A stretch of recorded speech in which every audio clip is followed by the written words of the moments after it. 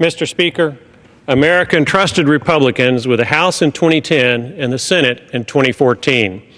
Democrats lost Congress because their financially irresponsible conduct and trillion-dollar deficits threaten America with a debilitating insolvency and bankruptcy. House Republicans inherited a $1.3 trillion deficit in 2011, cut it to $1.1 trillion in 2012, cut it to $680 billion in 2013, cut it to $485 billion in 2014, and cut it to $439 billion in 2015.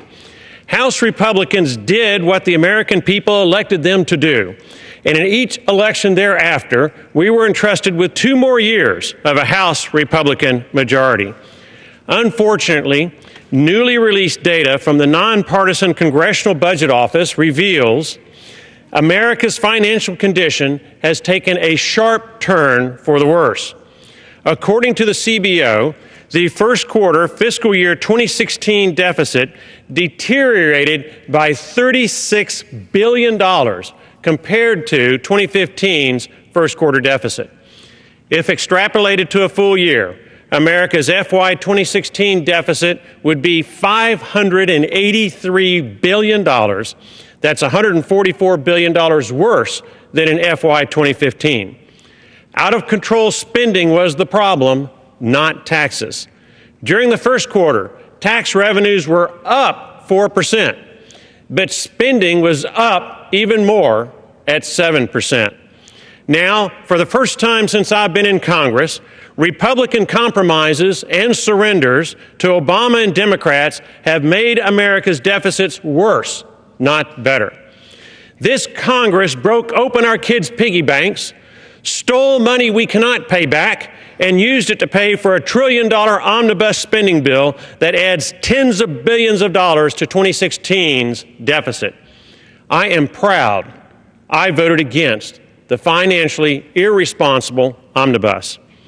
Mr. Speaker, America's Comptroller General and the CBO repeatedly warn that America's financial path is, quote, unsustainable, end quote, meaning America faces a debilitating insolvency and bankruptcy unless we get our financial house in order. Further, the CBO warns that, absent correction, America's debt service costs will increase by $600 billion per year within a decade, roughly what America spends on national defense. Which begs the question, where will the money come from for an additional annual $600 billion debt service payment? America's total debt approached $14 trillion when I was elected to Congress in 2010. We've blown through the $19 trillion mark. Now the CBO projects America will blow through the $29 trillion debt mark in a decade. For emphasis, Washington is engaged in the worst generational theft in American history. Washington steals from our children and grandchildren with a callous, devil-may-care attitude so that we can today live high on the hog, even though it forces our children into hardship and poverty. Economic principles don't care if you are a family, a business, or a country. If you borrow more money than you can pay back, you go bankrupt. Time is running out.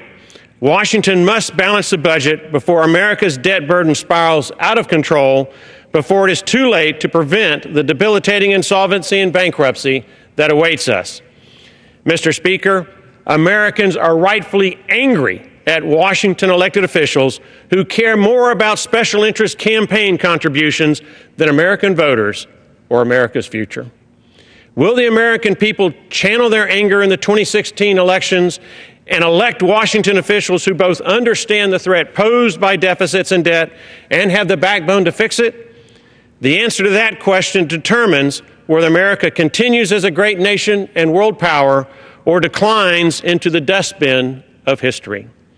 Mr. Speaker, I can't speak for anyone else, but as for me, Mo Brooks from Alabama's 5th Congressional District, I fight for financial responsibility and prosperity and against an American bankruptcy and economic depression.